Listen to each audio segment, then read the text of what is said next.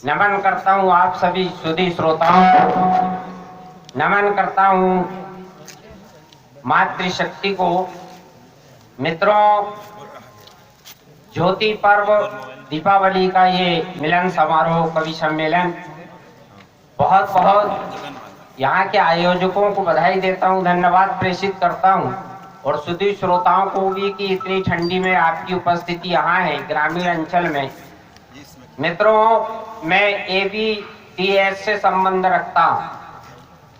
एबीटीएस यानी अखिल भारतीय टकला संघ। क्या बात क्या बात है भाई। अभी आप देख रहे हैं, मैं तो जिला स्तर का पदाधिकारी हूँ, पीछे प्रदेश स्तर और राष्ट्रीय स्तर के लोग भी बैठे हैं। आप देख रहे हैं चमन उजड़ गया, लोग उजड़े चमन कहते हैं। खेती बाड़ी उजड़ गई, मेड़ ही मेड़ बची। बहुत दिक्कत होती है, पता ही नहीं लगता मुंह कहाँ तक धोना है। क्या बात है भाई, बहन भाई, वाह। समझ में नहीं आता, बड़ी दिक्कत होती है। एक बार तो एक रेलवे स्टेशन पे मैं पानी लेने के लिए उतरा, सब लोग उतरे, लाइन सी लग गई। मेरे पीछे एक हम उम्र महिला खड़ी थी। अब ये बाल झड़ने के कारण वो हम उम्र है सोचिए, और मुझे कह रहे हैं, मुझे कहने लगी अंकल मुझे पहले भर लेने दीजिए। मैंने पलट के देखा, हम उम्र है और मेरे को अंकल कह रही। मैंने भी कह दिया माता जी आप ही भर लो पहले। क्या बात है भाई, वाह वाह वाह। और इसके पीछे मित्रों एक कहानी है कि ये इस प्रकार की स्थिति बनी क्यों। इसका कारण है शादी।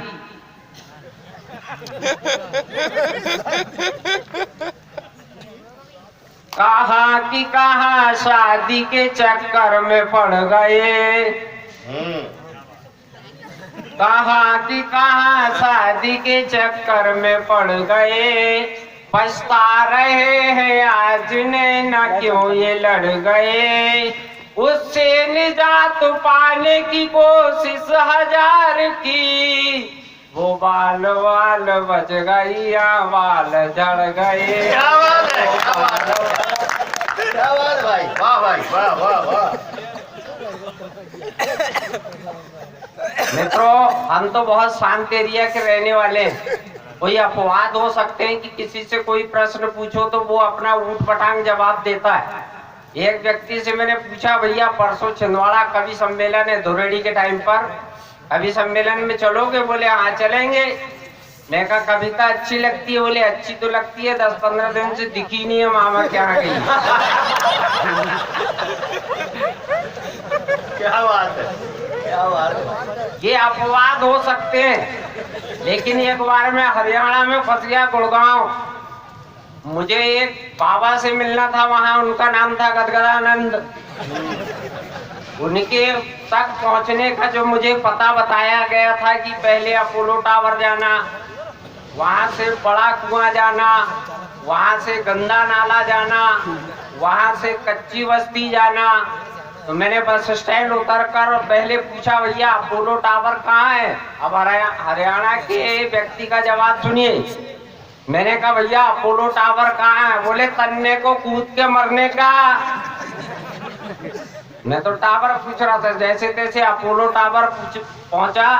वहां जाके पूछा, भैया बड़ा कुआं कहाँ? बोले जहर खा के मर ले, उसमें पानी नहीं है।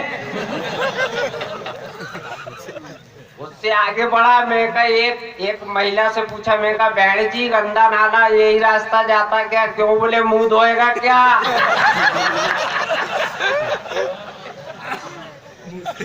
वहां तक पहुंचा। उसके बाद में मुझे जाना था कच्ची बस्ती। मैंने कहा भैया कच्ची बस्ती का रास्ता यही है क्या? बोले सिर पटक के देख लेना कच्ची है क्या पक्की। क्या बात है, क्या बात है भाई। ऐसे ऐसे जवाब देते हैं। घटना दुर्घटनाओं से हमारा जीवन भरा पड़ा है मित्रों। मेरे मोहल्ले में एक भद्दू रहते हैं, भद्दू नाम के सज्जन। परसों के दिन की एक दुर्घटना सुनिए। मैं चुटकुले नहीं बताता, सच्ची सच्ची बात पे यकीन रखता हूँ और आपसे शेयर करता हूँ। एकदम सत्य सत्य घटनाओं से आपको अवगत कराऊंगा। बिल्कुल सच्ची घटना। भद्दू जी जो है मंगवा फ्रूटी के शौकीन, एक दिन उन्होंने परसों के दिन एक टेबल पे सब खाली बोतल शराब की रख ली है और खूब पिए हुए थे, फेंक रहे हैं। पहली बोतल फेंके, तूने मेरा जीवन बर्बाद कर दी।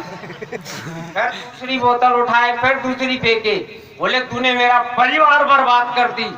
फिर तीसरी बोतल उठाए, तूने मेरी इज्जत बर्बाद कर दी। इतने में एक चौथी बोतल आई, उसमें शराब सी, बोले तेरी कोई गलती नहीं है, तू बैठी रह। क्या बात है भाई, वाह भाई, क्या बात है, तेरी कोई गलती नहीं है, तू बैठी रहे। और सही में उसने क्या करी, वो तो भरी। आपदाई के लिए शुक्रिया आप लोगों का। यही नहीं हुई, भद्दू जी के साथ बहुत सारी दुर्घटनाएं घटित हुई। अभी पिछले हफ्ते हमारे यहाँ शिविर लगाया गया बाबा रामदेव का। 80 लोगों को तैयार किया गया और उनको 1 हफ्ते तक ट्रेनिंग दी गई योगा की। और उनको जब जाने लगे, विदा करने लगे, तो उन्हें कुछ समझाया भी गया कि अपने मन पे नियंत्रण रखना। योगा में अपने मन पे नियंत्रण रखना है, इधर उधर ध्यान भटकना नहीं चाहिए। और 4-4 लोगों की टोली बना दी गई। 20 गांव में जाके आप लोग 1 हफ्ते तक ट्रेनिंग दोगे योगा की। तो 4 लोग जब चले तो चले रास्ते में, उन्होंने बोले अगर कोई आप लोगों को कोई सुंदरी दिख भी जाए तो कह देना हरिओम,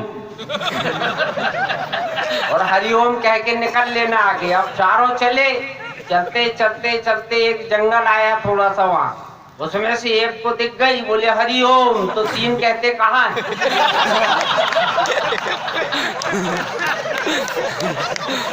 कहाँ है? क्या बात है, ये है मन पर नियंत्रण।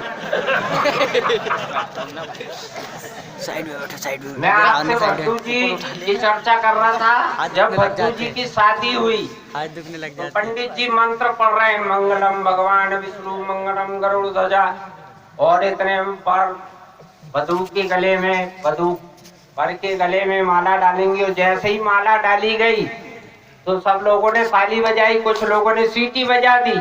एक बच्चा मेरे बगल में बैठा था, बोले अंकल सीटी किसने बजाई? मैंने कहा सब कुंवारे हैं। बोले आपको कैसे पता? मैं कहा मैंने बजाई। बोले नहीं आपने नहीं बजाई। मैंने कहा मुझे मालूम है, शादीशुदा सीटी बजा ही नहीं सकते, उनकी सीटी तो क्या बात है भाई, क्या बात है, वाह वाह, बहुत बढ़िया, बहुत बढ़िया, बहुत बढ़िया। उधर से आवाज आई, उनकी सीटी पहले ही बज गई। अनुभव बोलता है।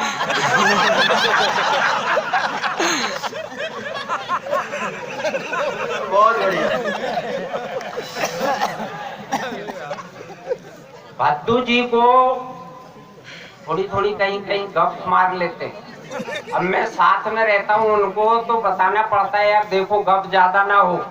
एक बार उनके ससुराल चला गया, जाते जाते बोला भद्दू जी देखो यार आप ससुराल जा रहे हैं, वहां जाके गप नहीं मारना। बोले देखो मेरी गप ज्यादा होगी ना तो आप बीच में ऐसा खास देना। मैं कहा ठीक है। अब जैसे ही ससुराल पहुंचे बड़ी आओ भगत हुई और सबसे पहले वहां पे शुरू हो गए भद्दू जी। बोले भैया हमको तो वो जंगल में जो है ना एक सियार मिला, उसकी पूंछ 3 मील लंबी थी। मैंने कहा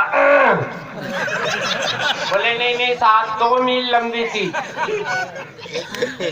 2 मील भी पूंछ लंबी नहीं होती। मैंने कहा बोले नहीं नहीं साहब पूंछ 1 मील लंबी थी। मैं कहा 1 मील भी नहीं होती। बोले यार तू खा चाहे खका, 1 मील से कम थी नहीं। क्या बात है अरे 1 मील से कम 15 होगा तो घटनाएं दुर्घटनाएं होती रहती है, बड़ा संभालना पड़ता है। भद्दू के साथ में रहता हूँ तो मैं कहा देख यार तू कहीं गप अप मत मारा कर ज्यादा। तो बोले तू एक काम करना, जब मेरे को गप में ऐसा लगे कि मैं ज्यादा गप मार रहा हूँ तो तू रफू कर दिया करना उसमें। ऐसा इशारा करूंगा, बोले तू रफू कर देना। मैं कहा ठीक है। अब एक बार ऐसे 10-20 लोग बैठे थे, भद्दू जी ने अपनी गप शुरू की। बोले भैया एक बार मैं शिकार के लिए गया, शिकार के लिए गया तो बोले मेरे को एक शेर दिखा, ऐसा तीर साधा, ऐसा निशाना साधा मैंने, बोले कि ये सामने वाले पैर से लेके और कान में तीर घुस गया। अब वो सब उनमें आपस में चर्चा होने लगी, ऐसे कैसे हो सकता है कि इधर से पैर से तीर इधर कैसे चला जाएगा, इधर सिर में कान में कैसे तीर चला जाएगा, सिर में इधर लगा हुआ है। ऐसी चर्चा होने लगी तो उसने मेरी तरफ कहा, मैंने कहा भैया ऐसा है, इन्होंने जब निशाना साधे शेर ऐसा लेटा हुआ था, अब इधर ऐसा लेटा हुआ तो इधर तीर लगेगा तो इधर सिर की तरफ जाएगा ही, इसलिए वो तीर ऐसा लग गया। कमाल लिया मैंने, चलो रखो। अब दोबारा फिर बैठे थे, फिर गप मारना भद्दू जी ने चालू कर दिए। बोले भैया एक बार मैं गया जंगल शिकार के लिए, और हिरन जो है, हिरन इधर हिरन दाएं जाए तो तीर भी दाएं, हिरन बाएं जाए तो तीर भी बाएं, हिरन एक गुफा में घुस गया तो तीर भी गुफा में घुस गया। अब लोगों को आपस में चर्चा होने लगी कि ये क्या कोई दिव्य अस्त्र चला रहा था कि जिधर हिरन जा रहा उधर ही ये जा रहा। चर्चा होने लगी तो मेरी तरफ इशारा करके कहता, मैंने कहा भैया बात ऐसी है कि इन्होंने जैसे ही तीर चलाए वो हिरन को पीछे लग गया था। अब हिरन दाएं जाए तो तीर भी जाए बाएं, अब हिरन बाएं जाए तो तीर भी बाएं, अब हिरन गुफा में घुस गया तो तीर भी गुफा में घुस गया। यहाँ तक तो मैंने संभाल लिया। तीसरी बार ये हुआ, इन्होंने गप मारना जम के चालू कर दिए। बोले भैया एक बार एक हाथी पागल हो गया और जो है बहुत ज्यादा आतंक मचा के रखा था, मेरे को बुलवाए। बोले मैंने हाथी के पैर पकड़ा, बोले और जो घुमाया तो 4 टुकड़े हो गए, एक राजस्थान में गिरा, एक गुजरात में गिरा, एक तमिलनाडु में गिरा, एक हरियाणा में, 4 टुकड़े हो गए। बोले फिर चर्चा होने लगी लोगों की आपस में, वही तुम्हारी ऐसे कैसे यार, आज तक कोई ऐसा सुने नहीं कि हाथी को इतनी दूर फेंक दे। मेरे तरफ इशारा करके कहता, मैंने कहा यार मैं रफू करता हूँ, ठेकड़ा नहीं लगाता। क्या बात है, क्या बात है, बहुत बढ़िया, बहुत बढ़िया। अरे एक वापिस कर दो। घटना दुर्घटना से पूरा जीवन जुड़ा हुआ है। मैं अपने घर की बात बता, और आ रहे हैं ना, एक दिन और आ रहे हैं, विषय में कहा जाता, और आ रहे हैं, देर तक श्रृंगार, और आ रहे हैं। मैं परेशान हो गया, बाइक लेके खड़ा है, मेरी खुद घर वाली 1 घंटे में तैयार होके निकली। परासिया जाना था, उमरेड का रहने वाला हूँ, ग्रामीण अंचल में पला हूँ, लेकिन पगडंडी से लेके हाईवे तक चला हूँ। तो मित्रों मैंने कहा अपनी घरवाली से 1 घंटे तैयार होने में लगा दी, जाना है जल्दी, में बाइक लेके खड़ा हूँ, क्यों इतना सस्ती हो? बोले सज नहीं पड़ता। मैं कहा सच के करोगी क्या? मैं तो बाइक चलाऊंगा, देखेगा दूसरा ही।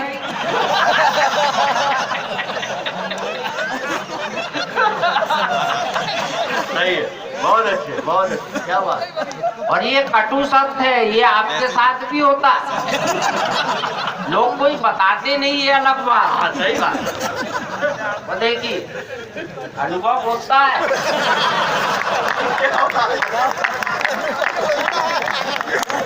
बहुत बढ़िया। तो मैंने कहा मैं बाइक चलाऊंगा, देखेगा कोई दूसरा ही। ये अलग बात है कि मैं बाइक चलाते चलाते अगली बाइक पे बैठी किसी सुंदरी को देख।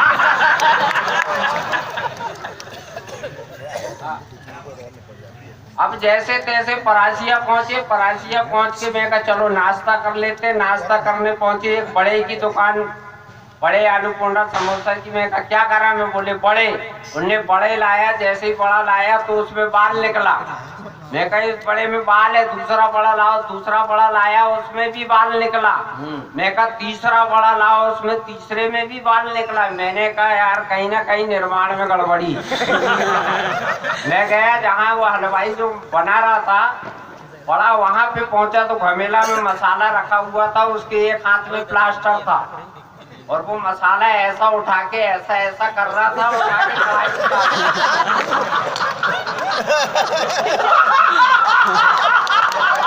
क्या बात है भाई, बड़े भाई, वाह वाह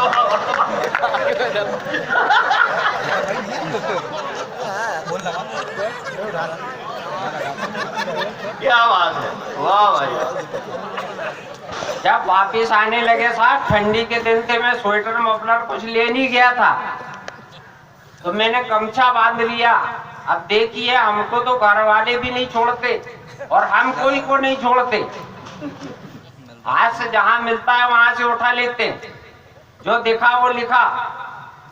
तो जैसे ही वहां से रवाना हुए तो मैंने गमछा बांध दिया, तो पत्नी ने मेरे ऊपर कटाक्ष की, बोले ऐसे में बिल्कुल जो है आप जो है मदारी जैसे लग रहे हो। मैं कहा लगूंगा ही, साथ में बंदरिया जो है।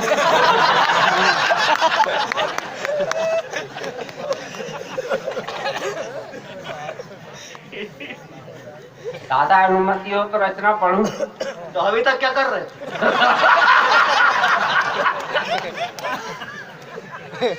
आइए मित्रों, एक मेरी प्रतिनिधि। अच्छा, जीव जंतुओं में भी होती है घटना दुर्घटना। मैं आपको बताता हूँ, एक मक्खी और मच्छर का प्रेम हो गया। अब दोनों विजाति आखिर बात यहाँ तक पहुंची कि अब हम होना हो शादी करेंगे। दोनों तरफ से बड़ा विरोध हुआ कि मक्खी अलग प्रजाति, मच्छर अलग प्रजाति, ये शादी तो किसी हाल में संभव ही नहीं, हो ही नहीं सकती। लेकिन अब मियाँ बीबी राजी, तो अब दोनों तैयार हो गए, किसी तरह शादी हो गई। प्रथम मिलन की रात आई। अब देखिए क्या घटना घटित होती है। जैसे ही कक्ष की ओर मच्छर दरवाजे के पास पहुंचा और वहां से जैसे ही अंदर नजर गई तो मक्खी देखा एडोमास लगा रही। क्या बात है, क्या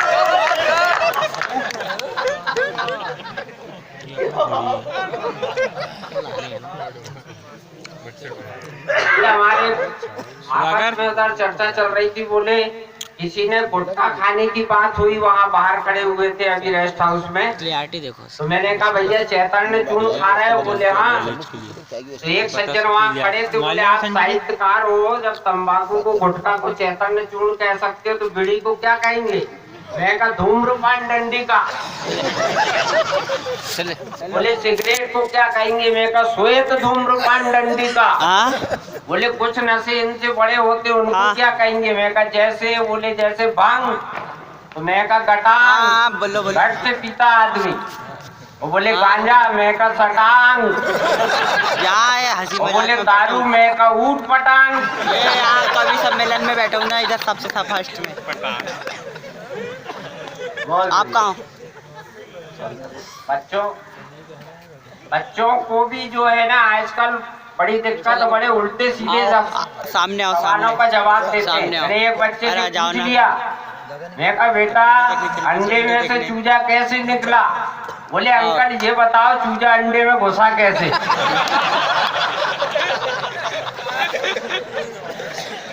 एक बच्चे से मैंने पूछा, मैं कहा बेटा भगवान तेरे को मिल जाए तो तू क्या मांगेगा? बोले चॉकलेट।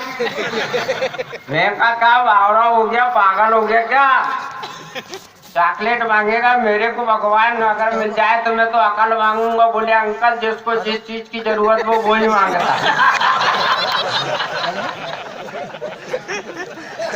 ऐसे उल्टे सीधे जवाब मिलते हैं।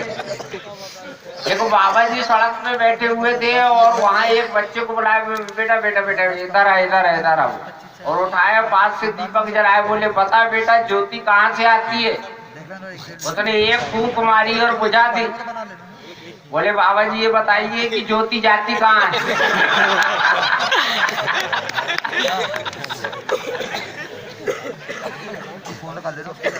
हम तो एजुकेशन डिपार्टमेंट में है, रात दिन बच्चों से पाला पड़ता है, कई बातें वहाँ निकल के सामने आती है।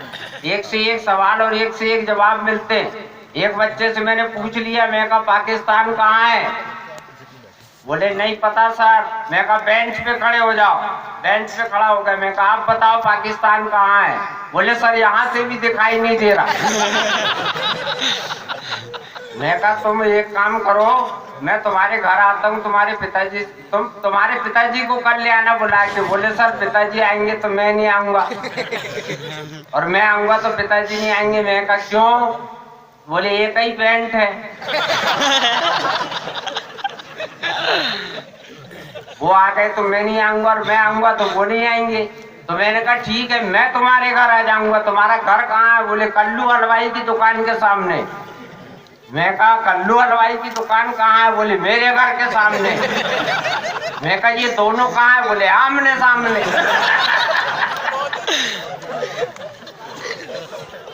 आइए मित्रों, मेरी प्रतिनिधि रचना पढ़ता हूँ दादा। स्वागत स्वागत।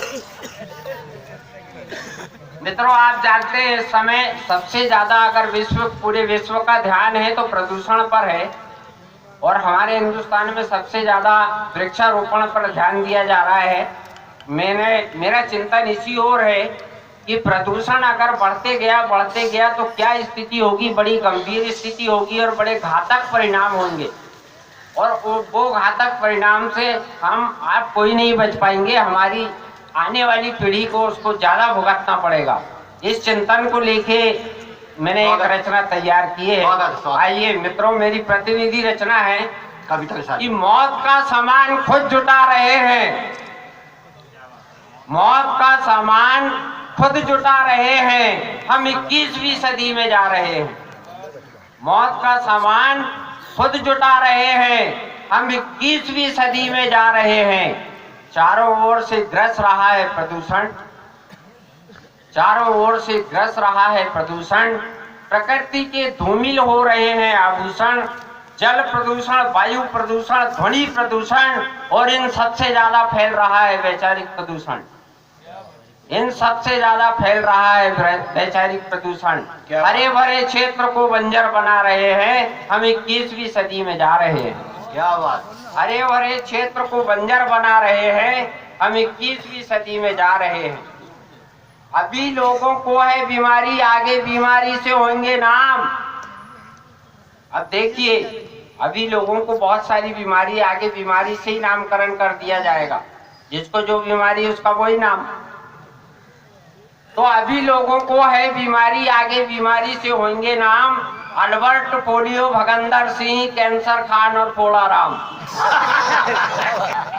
इस प्रकार के नाम रहेंगे। अभी लोगों को है बीमारी, आगे बीमारी से होंगे नाम। अल्बर्ट, पोलियो, भगंदर सिंह, कैंसर खान और फोड़ा राम। पड़ोसी के घर जाके पूछेंगे कि क्या घर में है बवासीर भाई, तो अंदर से बैठिए कहेगी गजकरण भाई। पड़ोसी के घर जाके पूछेंगे कि क्या घर में है बवासीर भाई, तो अंदर से बैठिए कहेगी गजकरण भाई। एड्स विदेशी पर्यटक ला रहे हैं, हम 21वीं सदी में जा रहे हैं। एड्स विदेशी पर्यटक ला रहे हैं, हम 21वीं सदी में जा रहे हैं। मलेरिया काका सरपंच होंगे और जनपद अध्यक्ष खुजली काकी। आगे ऐसा हो सकता है। मलेरिया काका सरपंच होंगे और जनपद अध्यक्ष खुजली काकी। गर्भस्थ शिशु भी ना रहेगा बीमारी से बाकी। परख नली से होगी संतान, प्रसव पीड़ा बचेगी माँ की। और ये तो है बीमारी की संक्षिप्त में झांकी।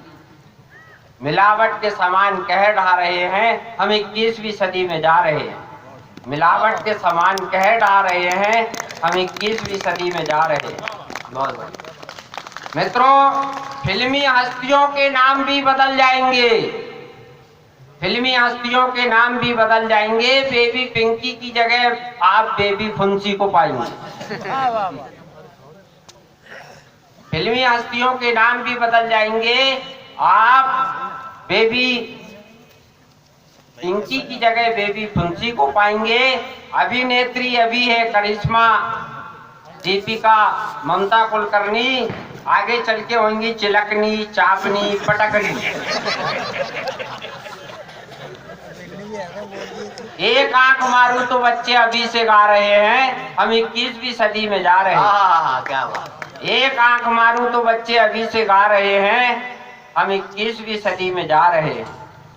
डॉक्टर अभी है रस्तोगी, शर्मा, वर्मा, आगे चल के होंगे मधुमेह तीव्र।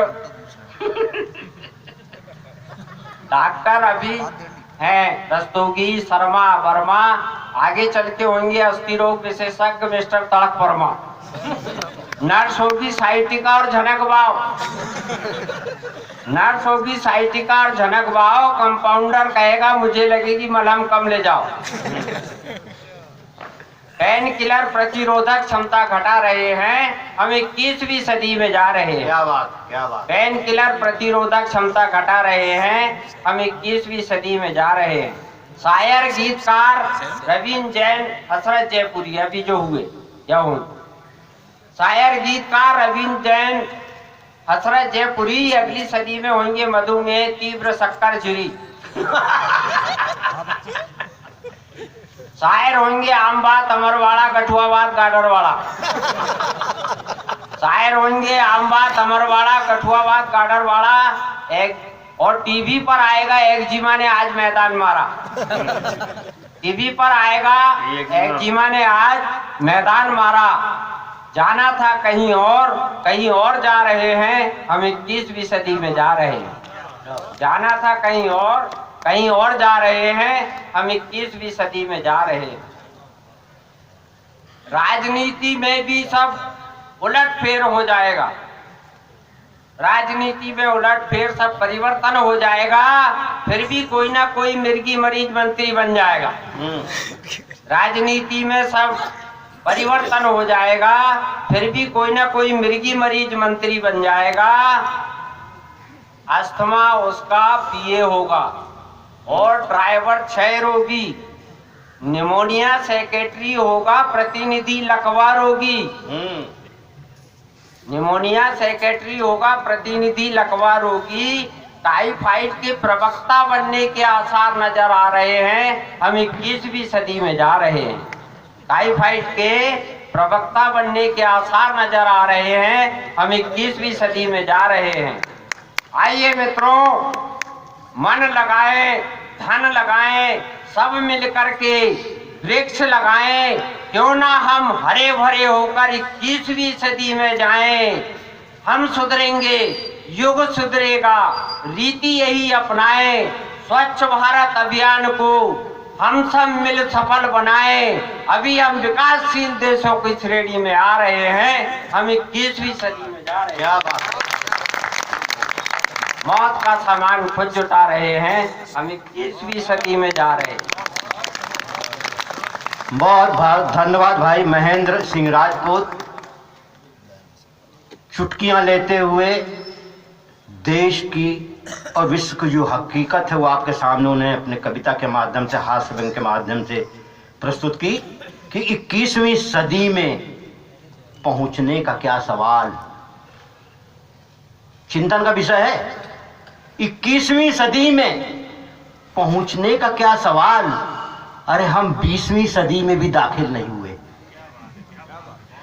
आज स्थिति यह है 21वीं सदी की हम बात कर रहे हैं, पर 20वीं सदी में भी हम दाखिल नहीं हो पाए। आज चिंताजनक स्थिति है देश की। इसमें दोष किसी पर देना उचित नहीं है, इसके लिए हम और आप सब दोषी हैं। महेंद्र सिंह राजपूत ने बहुत अच्छी कविता पढ़ी और कहना चाहूंगा, झूठों ने झूठों से कहा है सच बोलो। कि झूठों ने झूठों से कहा है सच बोलो, सरकारी ऐलान हुआ है सच बोलो। झूठों ने झूठों से कहा है सच बोलो, सरकारी ऐलान हुआ है सच बोलो। झूठों ने झूठों से कहा है सच बोलो, सरकारी ऐलान हुआ है सच बोलो। डूबने वालों गंगा जी तो अपनी थी, नाव में किसने छेद किया है सच बोलो। नाव में किसने छेद किया है सच बोलो। ये चिंतन की बात है। काव्य जहां होता है, कवि लोग होते हैं, तो पहले ही मैंने कहा कि अपने अपने तरीके से अपनी बात कहने की कोशिश करते हैं, प्रस्तुत करते हैं, और बहुत अच्छी रचना के लिए उनको साधुवाद देना चाहूंगा। बहुत अच्छी बात कही। मित्रों, स्कूल की बात कही तो मैं कहना चाहूंगा कि आजकल सर्व शिक्षा अभियान चल रहा है। यहां पर बहुत से शिक्षक होंगे, अधिकारी होंगे। पहले मूल्यांकन पद्धति हुआ करती थी, अब होती है आकलन पद्धति। मुझे भी अनुभव, क्योंकि मैं भी एडीआईएस रहा हूं, बीआरसी रहा हूं। मित्रों, क्या हुआ कि एक लड़का अपने घर गया और पापा से बोला, पापा आज मुझे हमारे गुरुजी ने मुझे एक फाउंटेन पेन इनाम दिया है। बोले किस बात का इनाम मिला बेटा तुझे? बोले उन्होंने पूछा था कि गाय के कितने पैर होते हैं। तो मैंने कहा तूने क्या बताया? बोले मैंने बताया 3 पैर होते हैं।